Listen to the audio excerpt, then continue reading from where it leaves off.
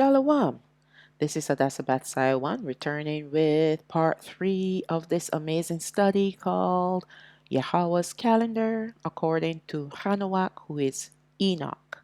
Now this part 3 we're going to look at our true calendar. But before we get started on that, I want to do a little housekeeping. So the first thing I want to mention that in part 2, around the 14-minute mark, I mentioned about 80 minutes according to the Gregorian calendar. The Gregorian calendar is 60 minutes, 24 hours in one day, 60 minutes in 1 hour. All right? So that was a slip of the tongue. So my deepest apologies for that error. Now, another thing that I want to discuss a little on, because I'm hearing various persons commenting about the solar eclipse that took place on April 8th, that it was fake and this and this and that and what have you. All right. In my humble opinion, the eclipse was real. All right.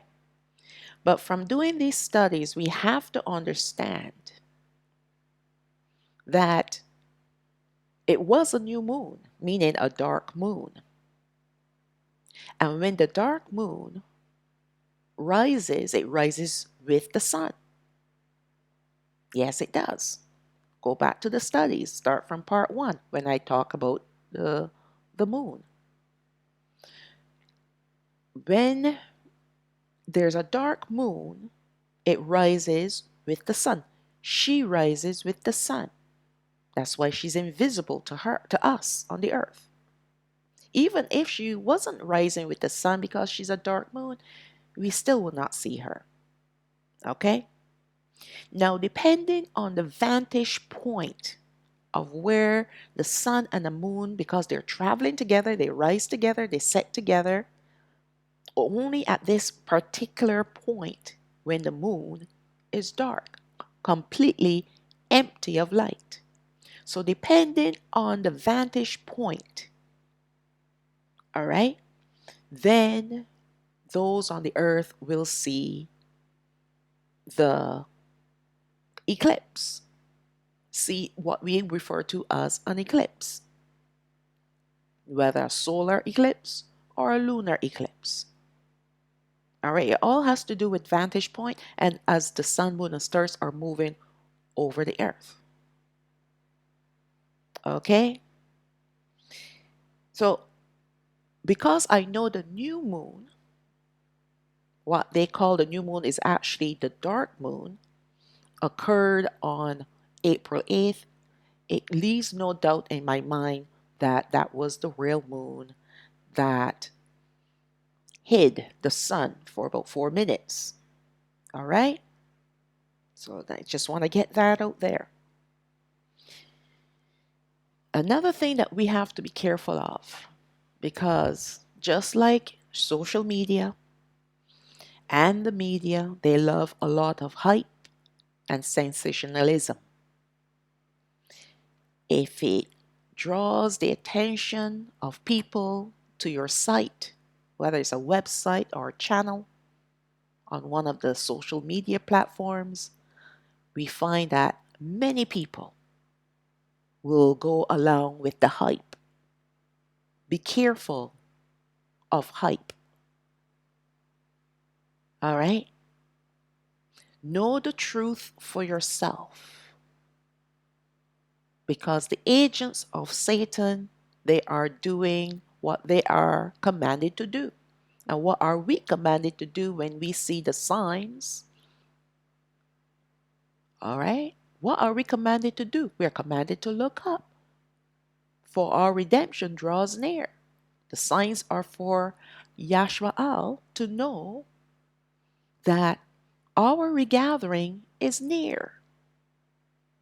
Unfortunately, we have the church folks thinking that it is their sign to be raptured. All right, so just beware of anyone who indulge in hype, sensationalism, and fear mongering. All right, there are a lot of people out there, they call themselves prophets and what have you, watchmen, watchwomen, and they are indulging in these three main methods of gaining viewership and subscribers. All right, just beware. So let's get started now that I've cleared the air. Let's get started. Now let us look at the Hebrew calendar to see why.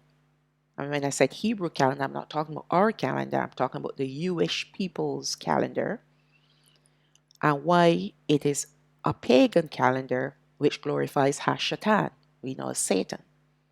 Anyone who follows this calendar are in error. Okay? Just like anyone who uses the Gregorian calendar to celebrate Shabbat or the feast days are also in error. You must be aware that the Jewish people in our land follow two calendars. Oh, yes, they do. They follow their civil calendar and their ecclesiastical calendar. That would be their religious calendar. Both of these calendars oppose each other, which is altogether confusing. So you see, that's why we are not supposed to follow them. They claim they are the true people and they speak a funny language, and we think, okay, we need to follow what they're doing, how they do things. Because after all, if we are the people of the land and they're there in the land and they already have such knowledge, then we need to glean from them. No, we do not. We glean from the word of Allah. They have been lying to us for generations. What makes you think that they're going to give us any kind of truth? And the tiny little smidgen of truth that you get from them is because Allah had not allowed them to hide everything. Just like the calendar. We'll get to that in a minute. All right? But we need Rawach HaKadash. Rawach HaAmath, the spirit of truth, to help us to discern and also to bring revelation so that we can understand not only who we are, but what we are to be, how we ought to be. All right, we can't look to them and how they do their festivals because they're following pagan gods. They're following Yahweh. Yahweh is a Canaanite god. And Elohim and all these different pagan gods they follow. All right? Okay. Both of these calendars, yes, I read that, and I will show you an example below.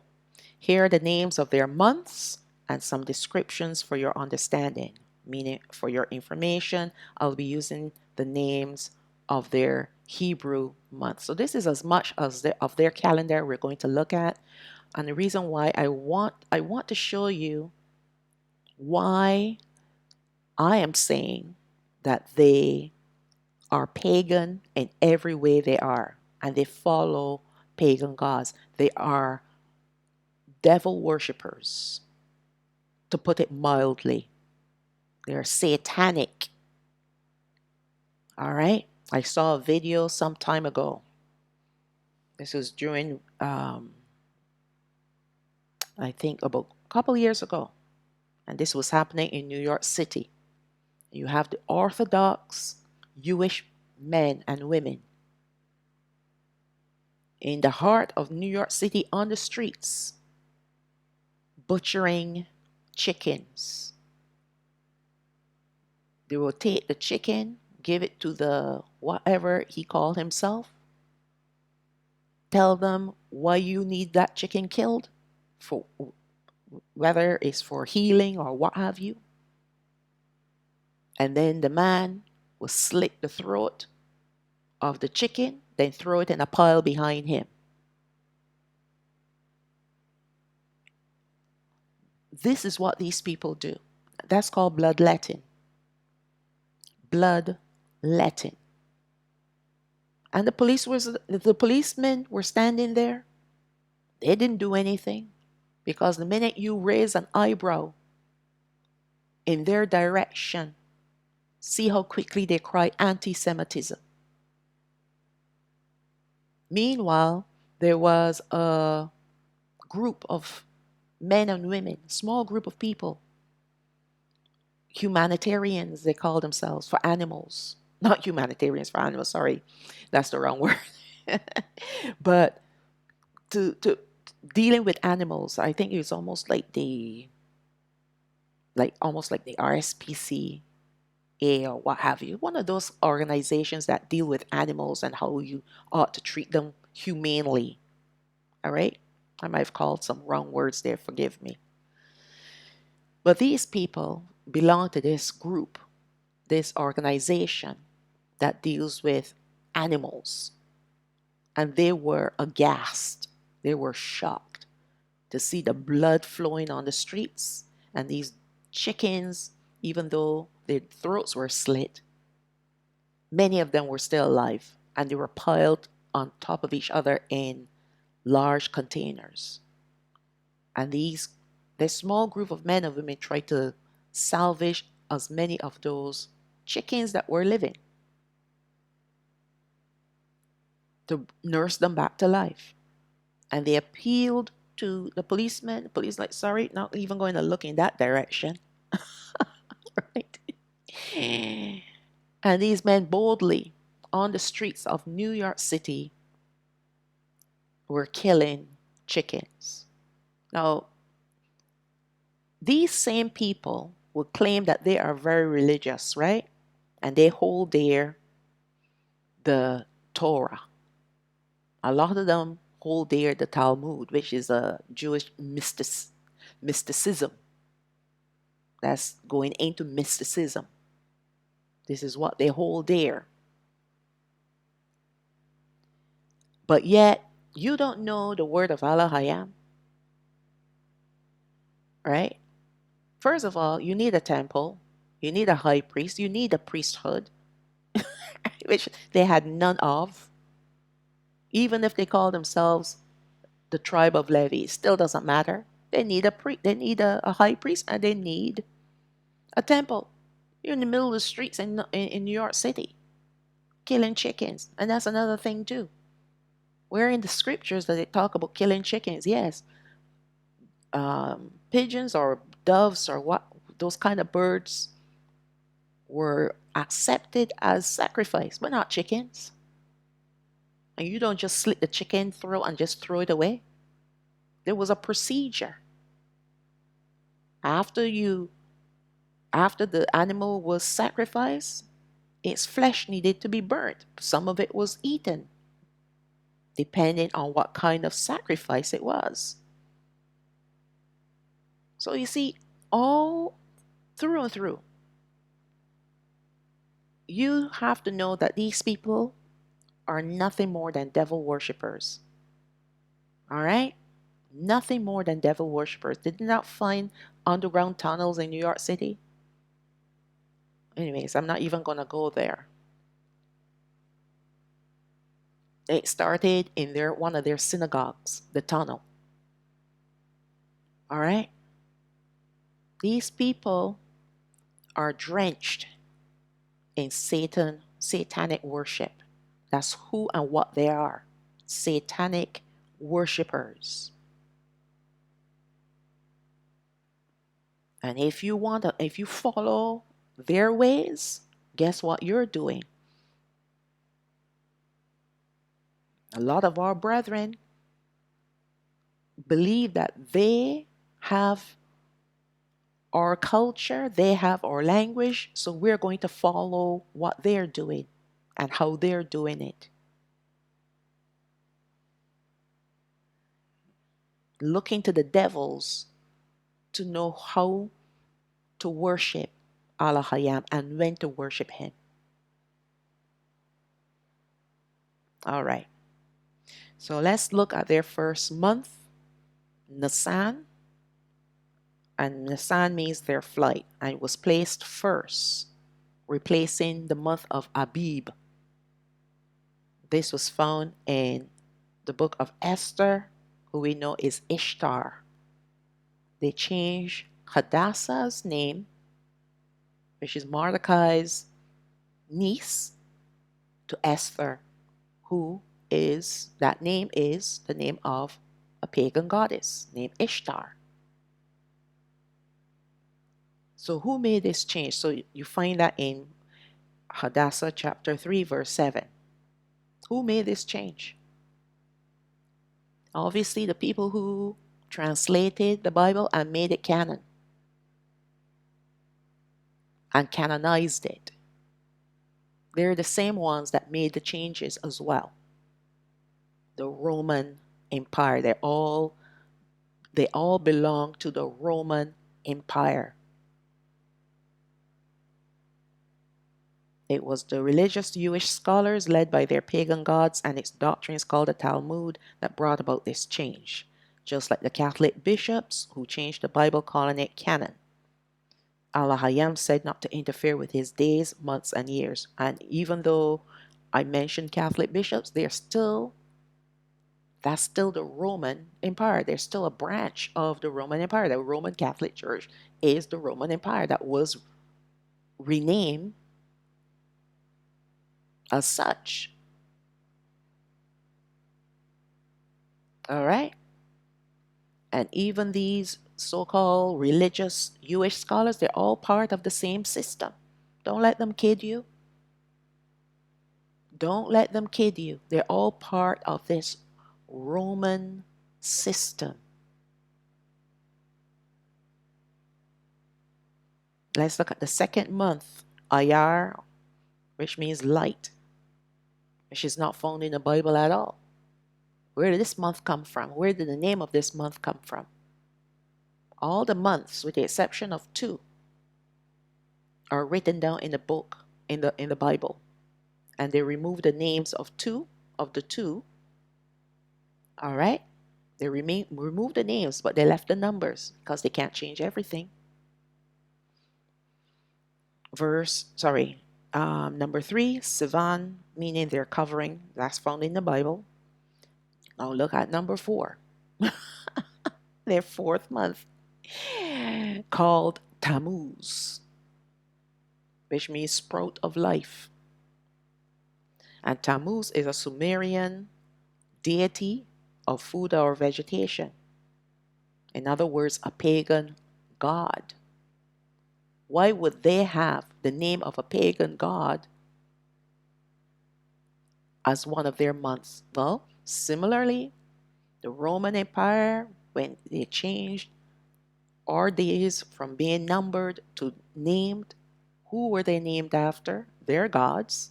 The months of the year under the Gregorian calendar is named under the Roman gods as well. All right?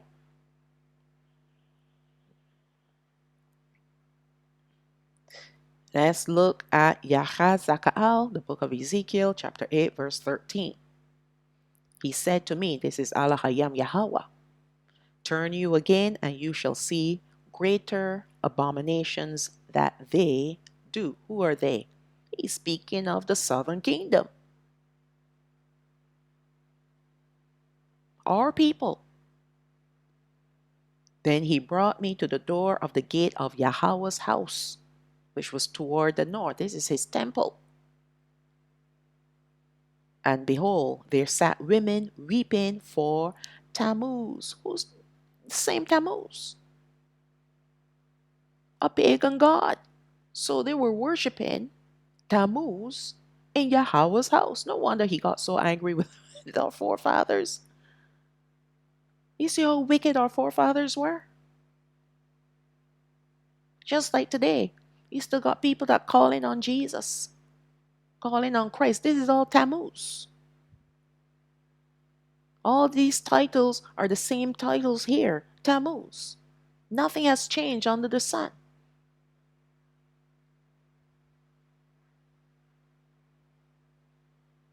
Verse 15. Then said he unto me, Have you seen this, O son of man? Turn you yet again, and you shall see great abominations than these. And he brought me into the inner court of Yahawah's house. No, they're in the inner court of the Father's house, Abba's house. And behold, at the door of the temple of Yahawah, between the porch and the altar, were about 25 men, 25 men, with their backs toward the temple of Yahawah, and their faces towards the east. And they worship the sun toward the east. So now we know who Tammuz is. Tammuz is a sun god. And I did a study on Christianity, and I think something, I can't remember the title offhand, but I'll try to leave a link in the description box. I should write a note. I should leave myself a note because I don't always remember. Please forgive me. If I say something like this and you don't see it in the description box, drop me a line. Yes, drop me a line to remind me. So, Tammuz is the sun god, like Ra, Jesus Christ. That's why when you see pictures of Jesus Christ, he has what they call a halo. But it's not a halo, it is the sun behind his head. To let the ones that do know who he is, you know, it's like hidden in plain sight. The ones that do know who he is, they know who they're worshiping. And the ones who don't know who he is, they're still worshiping him. All right? They're still worshiping him, and they're turning their backs on the Most High, the true creator. And that's what it's all about. Get you to worship Satan or any of the fallen angels without you really knowing who you're worshiping. That's how sneaky and devious they are. You see, Elohim is the opposite. He wants you to know who you're worshiping. When it comes to him, I want you to worship me. And I'm not going to try to find devious ways to get you to worship me. But the devil will do those kinds of things. All right? That's his tactic.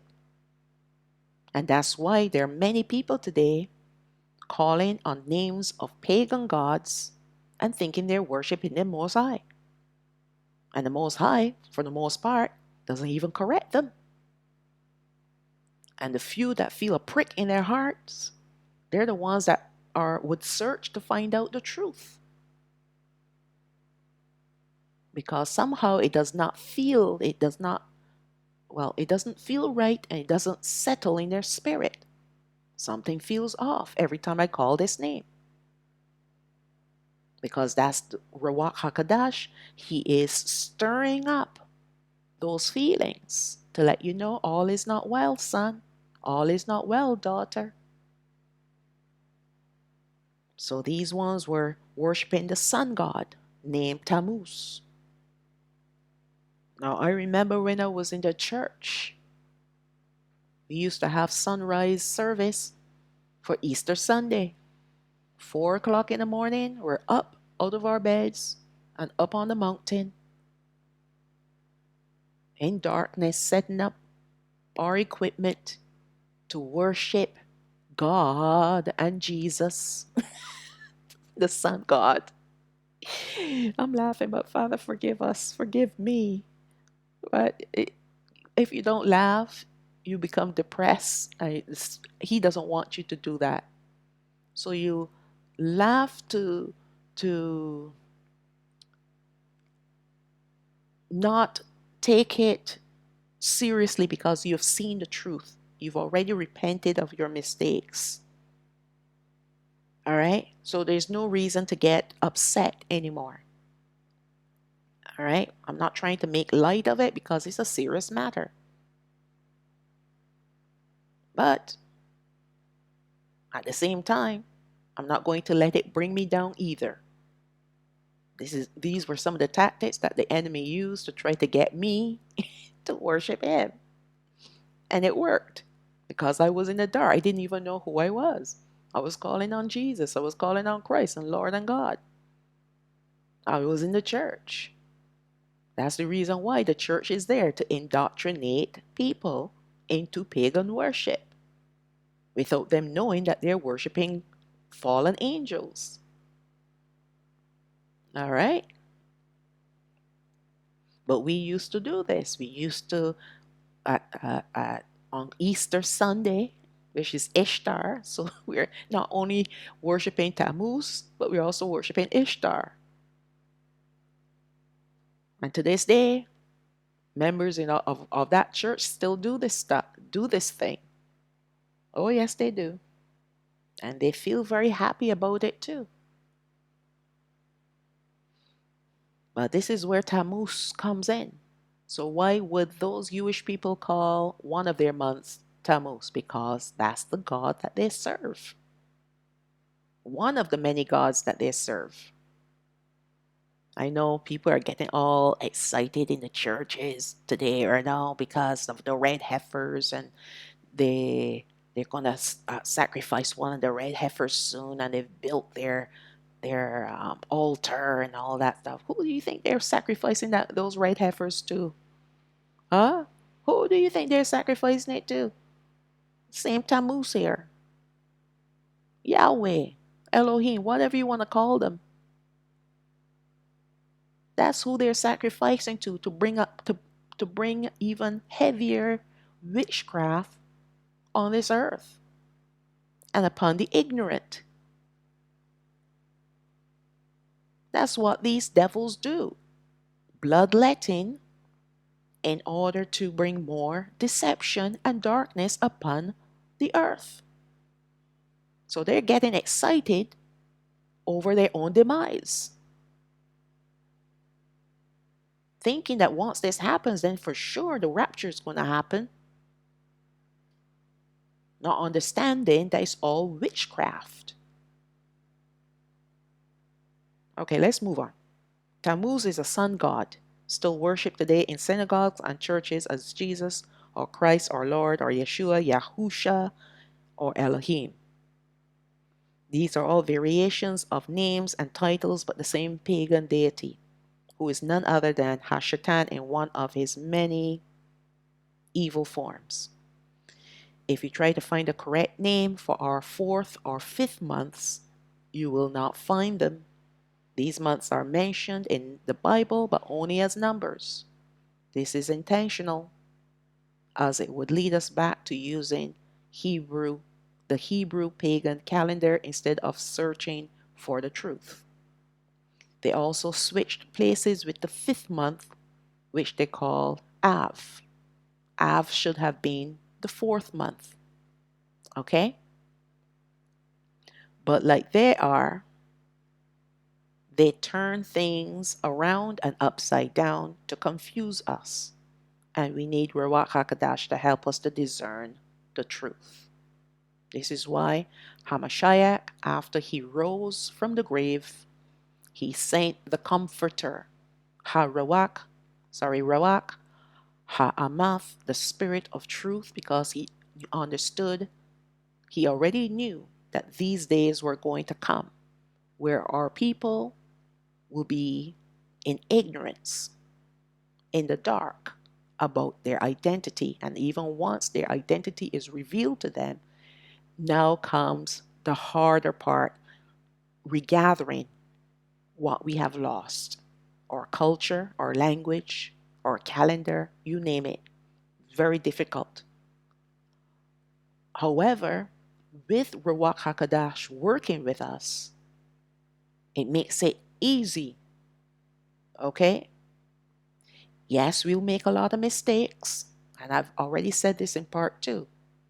I made a lot of mistakes when it came to learning the language, learning his name and titles, learning their names and titles.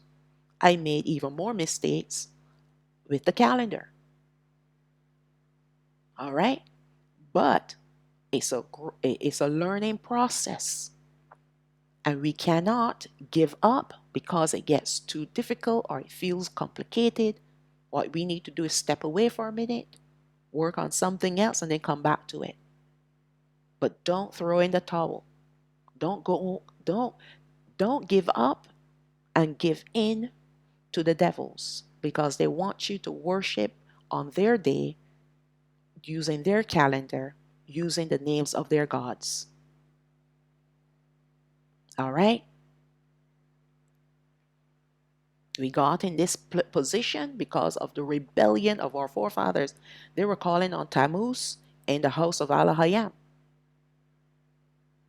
That's why we are in the state that we're in today. So we can't complain about it. We just need to work hard at finding the truth. And once we have Ruach HaKodesh with us, it's not laboring. It just means that you need to be more determined, persistent, and willing to be corrected, willing to be wrong. And it's okay to be wrong. Pride comes in and says, no, I can't be wrong. All right? Especially when it comes to this calendar. The language, because we have evidence and proof of what our language is based on the psyllium stone. So we can put that to rest. However, when it comes to the calendar, because of what they have done with changing time, all right? And because we don't have any prophets, any true prophets like we had in the days where they kept records of our jubilees and all the different information that they would have written down. We don't have any of that. Our information is limited. And now we have to rely heavily on Rawach HaKodesh through revelation, through discernment. So now it calls for us to have a close relationship with the Most High. This is how He gets us to draw close to Him. All right? This is all part of His plan in getting us to draw near to Him. And then He will reveal what He wants to reveal to us.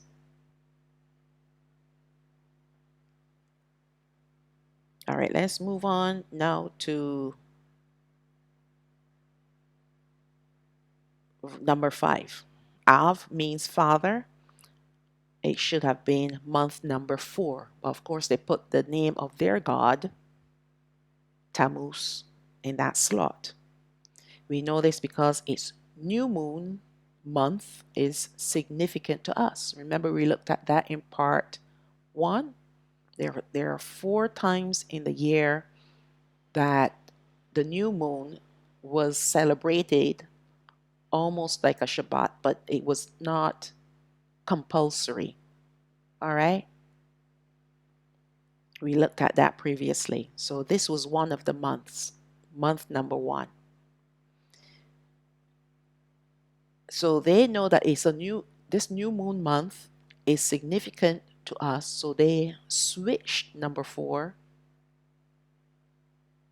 and placed Av in number 5, because Av was originally number 4, and put their god there and not the 5th month. So like our language that is hidden in Hebrew, we can still find the month that is missing from our calendar. So this is the thing.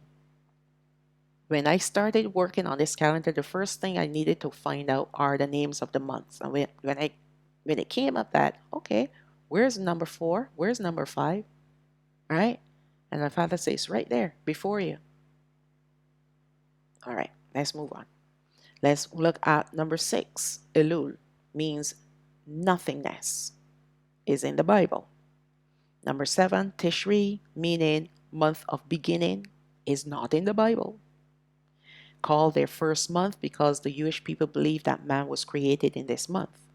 This month is celebrated both as the first month and the seventh month due to their two calendars. So for their ecclesiastical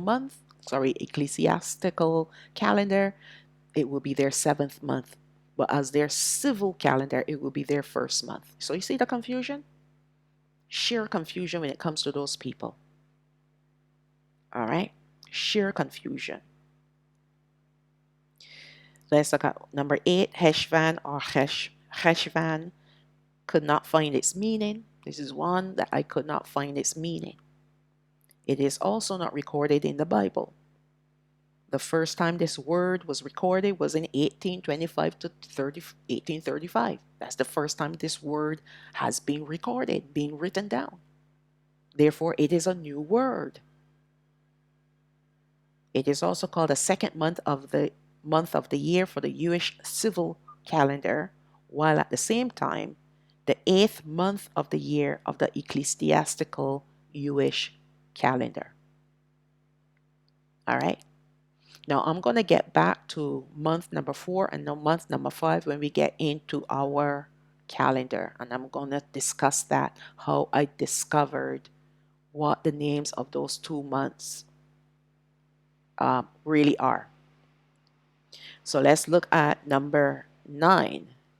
Kishlev or Cheshlu, according to the Bible, means his confidence. Number 10, Tevet, means goodness in the Bible. This word is in the Bible. The name of this month is in the Bible. Number 11, Shavat, means a rod. This is also in the Bible.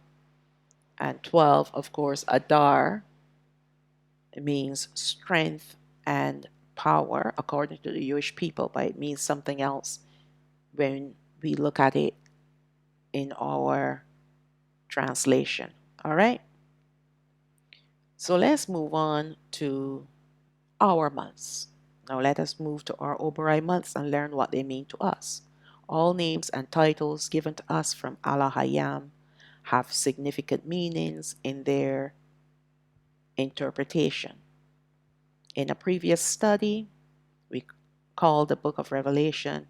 We looked at the names of the 12 tribes of Yasharaal and their interpretation. We compared those interpretations in this book of Revelation with that of the same 12 tribes of Yasharaal named in the Torah, but organized somewhat differently. This gave us the story of our people, Yasharaal, and our covenant with Allah Hayam. Therefore, Oberai names and titles play a role, a very significant role, in prophecy and reveal the heart, mind, and plans of Allah Hayam. He tells us through names and titles what he has in mind about history. All right? Therefore, Oberai names and titles, sorry, I read that already. The very first month of our year is Abayab and not Nisan. All right? The very same way our books were changed, time and calendar, the time and calendar were changed. Now we see they have rearranged the order of some of our months in case we should be awakened to the truth of our identity. So this is the thing that we have to be very cautious about. People don't question anything. Why would they change our month from Abayab, which they call Abib, to Nisan? And when you look, the name of that month, Abayab, is gone. It's nowhere. They didn't even rearrange it. They just took it out completely. So that is one of that is the name. Once you put it back in, now we only have one name missing.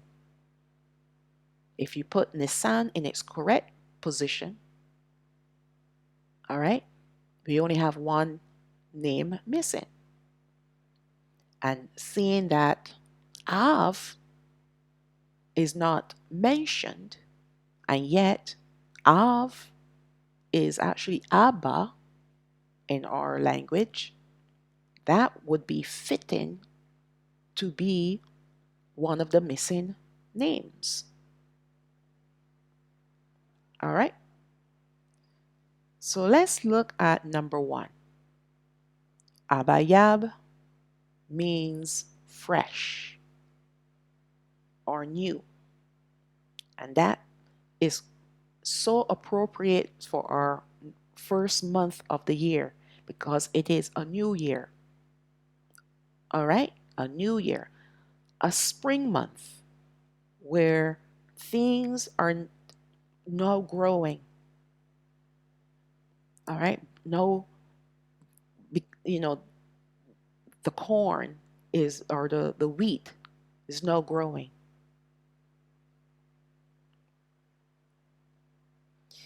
Let's look at CHANAWAK, chapter 12, verse 1. Now, I have included scriptures for reference and not, to go into the actual scriptures to show you where I found the names of these months. CHANAWAK, the book of Exodus, chapter 12, verse 1. And Yahweh spoke unto Masha and Ahawaran in the land of Matzarayim, saying, This month shall be unto you the beginning of months. It shall be the first month of the year to you. And this was the month where our forefathers kept Passover and where we are required to keep Passover. All right? To commemorate what our forefathers did or went through when they were in Goshen. CHANAWAK chapter 13, verse 3. This is the book, still Exodus chapter 13, verse 3. And Masha said unto the people, Remember this day in which you came out from Matzarayim, out of the house of bondage, for by strength of hand Yahweh brought you out from this place. There shall no leavened bread be eaten. This day came you out in the month of Abayab.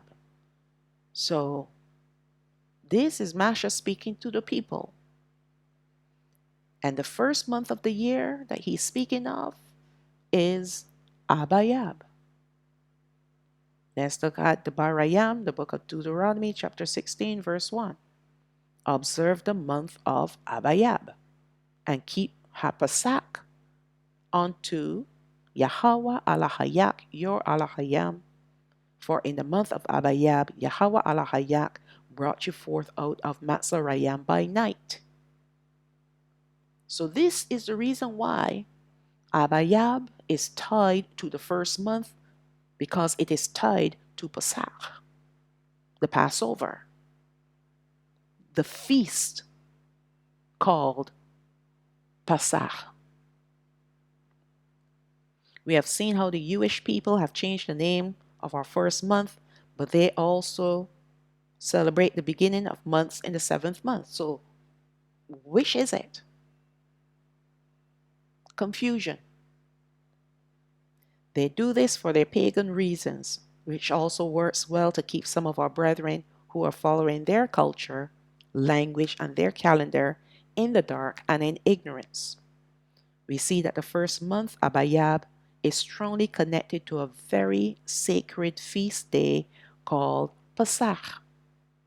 The Pesach commemorates our forefathers leaving the house of bondage to enter into the wilderness, where they became covenanted to Alahayam Yahweh. To change this month by calling it by another name is breaking the command of Alahayam, leading us astray from his true worship, even by calling it by the name of the wrong month. All right?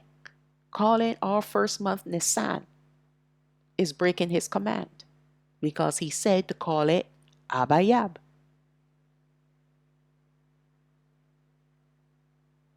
He had given our forefathers strict instructions, and they are not to be changed, especially when it comes to his high, holy days. The scriptures given are for reference to the proof of our months only. So let's look at month number 2, which is called Zah, and it means brightness. Malakayam, 1 Kings chapter 6, verse 1. And it came to pass in the 480th year after Habanai o Yasharaal, the children of Yasharaal were come out of the land of Matsarayam in the 4th year of Shalamaz, who is Solomon's reign over Yasharaal, in the month of Zah, which is the 2nd month. And he began to build a house of Yahweh. So from here, we see the 2nd month being called Zah. Okay? So let's look at number 3. Sayawan means their covering. Hadassah, which is the book of Esther, chapter 8, verse 9. Then were the king's scribes called at that time in the 3rd month, that is the month Sayawan, on the 23rd day thereof. So I didn't bother completing the verse because it was not relevant. What we need to see here, the 3rd month called Sayawan. Let's look up number 4 that they've changed. It was Tammuz, and the Yewish people's month was number 4 Tammuz, number 5 Av. I reversed that. Well, I shouldn't say but I was instructed by Rawach HaKadash to place Av, which is Abba, because we have no V's in our language, so it would have been Abba, in its rightful place, which is number 4. Why? Because it is a significant month. Month number 5 is not significant when it comes to the new moon, but month number 4 is significant when it comes to the new moon. So his title belongs there, which means father. All right. 2nd Malakayam, 2 Kings chapter 25, verse 3. And on the 9th day of the 4th month, the famine prevailed in the city, and there was no bread for the people of the land. So you see, they have the number but not the name. The 4th month and the 5th month are the only months where their names are missing in the Bible. In the case with month number 5, Nisan is mentioned but not together with this number. Again, this was intentional because they replaced Abayab with this month, because the religious Jewish people believed, according to their Talmud, that the world was created in this month. So if the world was created on Nisan, then it has to be month number 1, right? That's their logic. But we know that's not the real truth. They replaced it because they want to keep us ignorant of the truth, and they want us to disobey the commands of Allah Hayam. Okay, so now let us look at what they call Nisan is actually Nayasan, which means their flight. And this is taken from Hadassah chapter 3, verse 7. In the 1st month, that is the month of Nayasan. You see, that's where they put in, they changed it. It should have been the 5th month, right? But they changed it and made it the 1st month. In the 12th year of King Ahasuerus, they cast that is the lot, before Haman from day to day and from month to month, to the 12th month, that is the month Adar. So we know the 12th month is Adar, okay? Now, it is easy, or it was easy, for those of the Roman Catholic Church, the bishops, to switch things around. Yes, it was.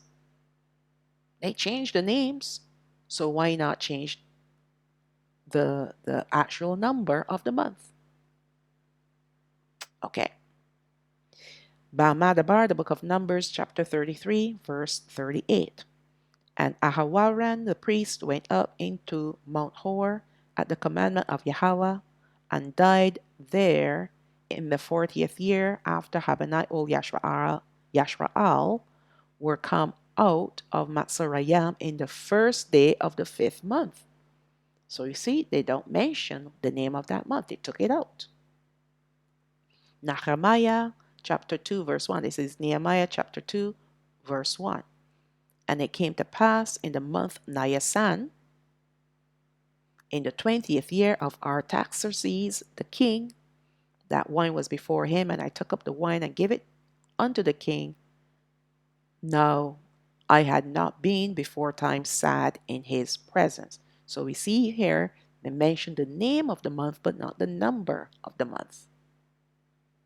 Okay, but that's okay. That's why we have Rawach HaKadash, who will fill in the blank spaces. We see that in this instance, that the name of the month Nisan was mentioned, but not the number of its month in the year. All other 10 months are mentioned by their numbers and with their names at the same time.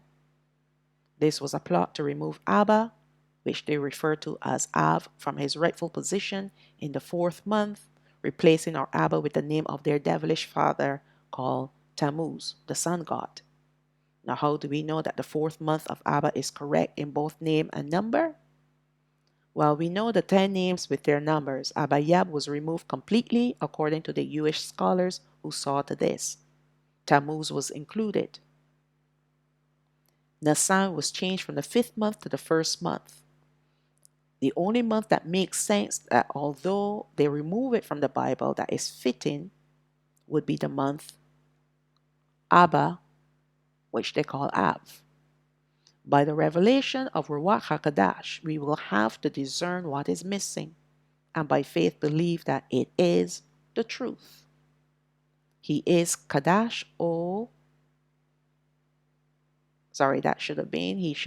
Rawach HaAmath, meaning the Spirit of truth, and he was sent to us for this same reason. He was sent to bring revelation where the necessary information is missing. And this is how the Father gets us to rely on him and to believe by faith that he has spoken this thing to us. This is where faith comes in, because not only is he speaking to us, but do we believe that he has spoken this thing to us? And that's why he gives us proof with understanding. Number 6, Alawal means nothingness. And that's taken from, let's look at Nehemiah. That's Nehemiah chapter 6, verse 15. So the wall was finished in the 25th day of the month Alawal, in 50 and 2. In 50 and 2 days. Then we have number 7th month, which is Ayathanayam, means enduring. First Malakayam, which is 1 Kings chapter 8, verse 2. And all the men of Yasharaal assembled themselves unto Malak Shalamah, King Solomon, at the feast in the month of Ayathanayam, which is Ethanim, which is the 7th month. So the Ark of the Covenant was brought into the temple that Shalamah built around this time. So let's look at month number 8, Bawal. It means increase or to produce. So first Malakayam chapter 6, verse 38. And in the 11th year, in the month Bawal, which they call Bull, which is the 8th month, was the house finished throughout all the parts thereof, and according to all the fashion of it. So was he 7 years to build in it. Now, I paused a little bit at number 6, Alawal, because I may have missed the particular verse or used the wrong scripture to give you the number of this month. I will check it out and put that too in the description box. All right. So we know now that Bawa'al is the 8th month. Kasala means his confidence, that is the month number 9. And let's look at Zechariah chapter 7, verse 1. And it came to pass in the 4th year of King Darius that the word of Yahweh came unto Zechariah in the 4th day of the 9th month, even in Kasala. All right. Number 10 month, Tabath, means goodness. And we're going to go to Hadassah chapter 2, verse 16. So Hadassah was taken unto King Ahasuerus unto his house royal in the 10th month, which is the month Tabath, in the 7th year of his reign. Let's look now at month number 11, Shabbat, not to be confused with Shabbath, because Shabbath is the day of rest, but Shabbat means a rod. Zechariah chapter 1, verse 7. Upon the 24th day of the 11th month, which is the month Shabbat, in the 2nd year of Darius, came the word of Yahweh unto Zechariah, the son of Barachiah, the son of Odai, the prophet, saying, and I did not complete verse 8. Okay, let's move on then to month number 12, Adar, which means glorious. And that's taken from Hadassah chapter 8, verse 12. Upon one of the provinces of King Ahasuerus, namely upon the 13th day of the 12th month, which is the month Adar. So now let us combine the translations of these 12 months of our calendar and see what they're telling us. Okay? Fresh, as in new. Brightness, the glory of Allah, which is their covering, speaking about the 12 tribes of Yasharaal. So fresh and brightness, the glory of Allah is our covering from Abba, from the Father. Their flight from their enemies, as in going into exile, comes to nothingness only when they endure their punishment, as this was the result of our rebellion against Allah, will they increase, be reproductive and prolific, although our enemies seek always to annihilate us for generations. His confidence will sustain us through his prophecies written in his word. His goodness and mercy will follow us all the days of our lives, and his rod of correction will keep us, leading us to dwell in his glorious presence forevermore. Now, he gave us the names, but once you understand the history of our people, it is not beyond us to put the pieces together. And Ruach HaKodesh will help us to put these pieces together. All right? So those are our 12 months. Reading like a story, the history of Yasharaal and their relationship with Allah Yahweh. Now, once we know and understand the history of our people throughout their generations, and we have an understanding of the word of Allah, then allowing Rawach HaAmath, the Spirit of Truth, to help us to put the pieces of the puzzle together will come easily. Our forefathers understood the meaning of names and titles as they knew our language. we today are discovering the necessary translations of names so that we too can understand the mystery that had been hidden from us all these generations. It is an eye-opener when we can receive revelation from YAHAWAH and also understand all that he is saying. So let us recap on what we have learned in the previous two studies so that we can understand the actual calendar which is coming up soon. We have finally come to the actual calendar that I follow, which I have calculated according to CHANAWAK's description of the luminaries. We have come to understand the difference between a new moon and a full moon. The new moon, which we know is the dark moon, but the new moon sliver is the first sliver of the moon as she is waxing in her light. All right, so just remember that. When you hear new moon and you look at it, say on the websites and whatnot, and they're talking about a new moon, they're not talking about the first sliver, they're talking about the dark moon, where the moon is completely empty of her light. But when we refer to new moon sliver, we're talking about when the moon now is waxing in her light. And we discussed this in part 1. The length of our days are 30 to 31 days, depending on their appointed signs given by Elohim. And we know the appointed signs are the 31 days. All right?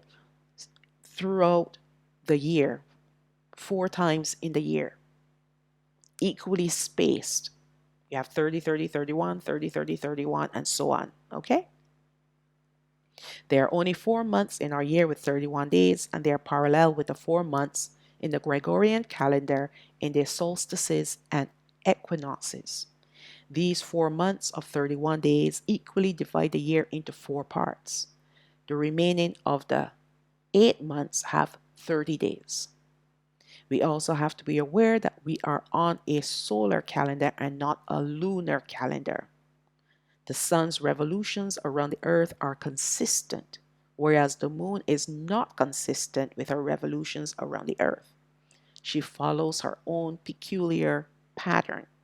It is for this reason why we cannot calculate the length of our months according to the moon's months, only the sun's months. Another thing that we must be aware of is that we number our days and our months have names, whereas the Gregorian calendar has named their days according to the names of their gods, and similarly, their months too are named after their gods. Once you are made aware of these precepts, now you can plug in your dates, but how do you get started? So let us start with the day that is equal to the night, which is either spring or autumn. We will use spring as it is the time of the Gregorian calendar closest to our first month. This Gregorian month that has equal hours of daytime and nighttime is the spring equinox, March 21st. So our 20th, 21st. Please note that this date is only to give us a rough idea of where to begin, because the next thing that we have to consider is the new moon sliver. All right, so the new moon sliver for the month of March is early March, so we cannot use March as our beginning month. So you have to go to the next month where the new moon will be, which is in April. And April, as we saw in part 2, is our beginning month. So do you see how it is kind of locking in together? Yeah. And it will be for the following month, as anything before March 21st is still considered winter. That's another reason why we cannot use early March as our beginning month, because it is still considered winter. All right. Therefore, the next month is where our year will begin, in the month of April. Because we don't have anyone observing the new moon sliver like in our forefathers' time, we can go to several websites that specialize in dating the new moon and full moon, cross-reference them, Then observe them for yourself if you can, to be sure. I find that these dates are somewhat accurate. Also to note that their new moon is actually the dark moon when there's no light at all in the moon. All right. So that's what I've been using. I've been using several websites and I cross-reference them. Then I check for myself and I check for the full moon and I also check for the first sliver. Okay, don't always remember, but when I do see the full moon, then I realize, okay, let me go home and check my calendar and make sure that, not my calendar, but check the dates that the website has stated for the full moon, and then yeah, it's accurate. There are some websites that might be off by a day or so. Well, okay. The first sliver that will be seen for the month of April.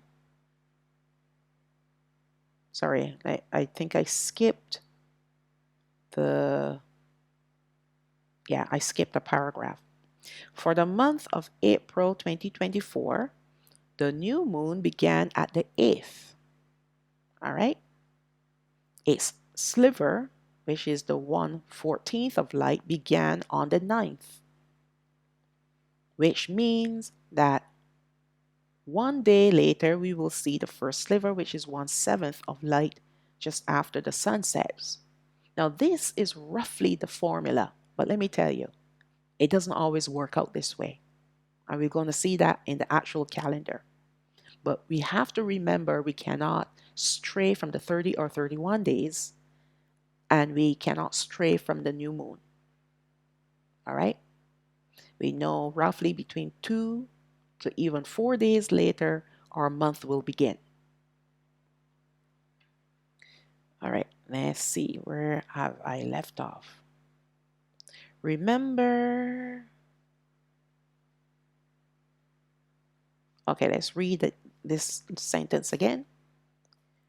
Which means that one day later we will see the first sliver, which is 1/7 of light after the sun sets. All right, so only after the sun sets then you start to see the first sliver, because now the moon is pulling away from the sun. We discussed this in part 1. Only when she is fully dark, then she rises and sets with the sun. But when when light starts to rise in her, grow in her, she starts to slightly pull away from the sun until she completely pulls away by the time she's a full moon. So now she's rising by herself and she's setting by herself. Now remember that the dark moon and the 1/14th of light sliver, the moon rises and sets with the sun, almost with the 1/14th sliver. Okay? So with the new moon, meaning the dark moon, the sun and the moon rise and set together. With the 1/14th of light, this is the day after the dark moon, the moon rises slightly after the sun rises. And because it's such a tiny little sliver, you will not be able to see this light. And because she is still kind of setting with the sun, you're not going to see that tiny little sliver. It's only when she becomes 1/7 of her light and she has completely pulled away from the sun enough so that when the sun sets, you will actually see the first sliver. This is what our forefathers in our day looked for.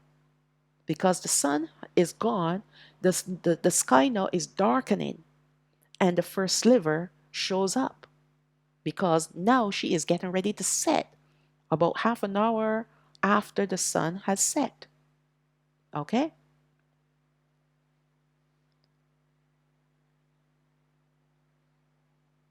Therefore, it will be difficult to see the first sliver. When we do see the first sliver, actually, let me read that over. I should not just glaze over this. I'm so sorry. So the moon rises and sets with the sun, almost with the 1/14th sliver. Therefore, it will be difficult to see the first sliver.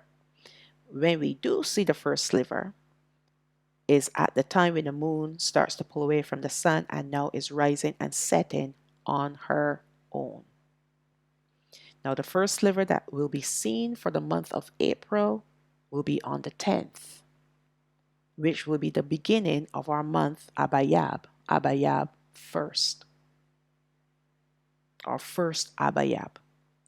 As we continue to look at the other months, we will see that this formula will not always hold, meaning that the 2 days after the dark moon, then the beginning of our month. It's not always going to work that way. What you will notice as you look at the calendar months, that there are 2 additional days unaccounted for if we use this formula. But what we must understand is that the change of time and the Gregorian calendar have caused our calendar to fall out of place. It has disrupted our calendar. All that we can do right now is to calculate accordingly by keeping the 31 day months in their respective places and observe the new moon sliver as the beginning or close to the beginning of our months.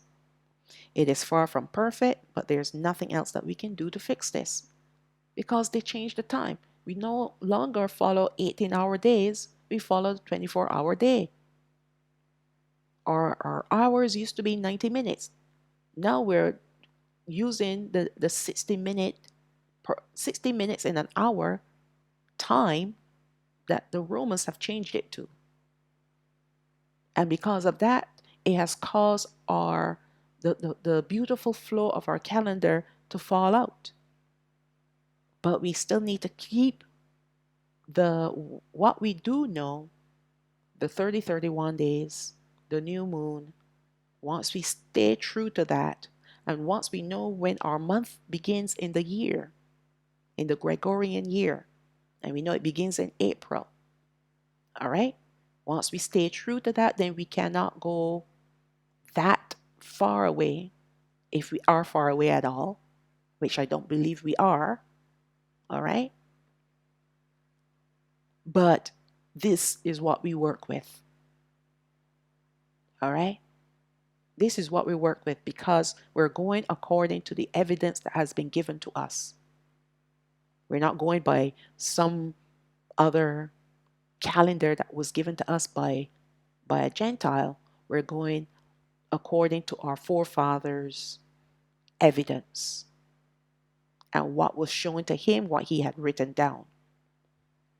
All right? Okay. Allah gave Masha the correct path of years in the wilderness. We have to wait until we are regathered to receive what we have lost. Until then, we must continue by faith with what we have, like the servant with the 5 talents. We can't just chuck it all in and say, well, it's not perfect, so I can't use this. No, that's not what he wants to hear. He wants us to still be diligent and to hold on and believe by faith. But one thing he does not want us to do is to go back to where we came from. Pagan worship, pagan idols. All right, so now we're going to get to our calendars. And I'm not sure if you'll be able to download this.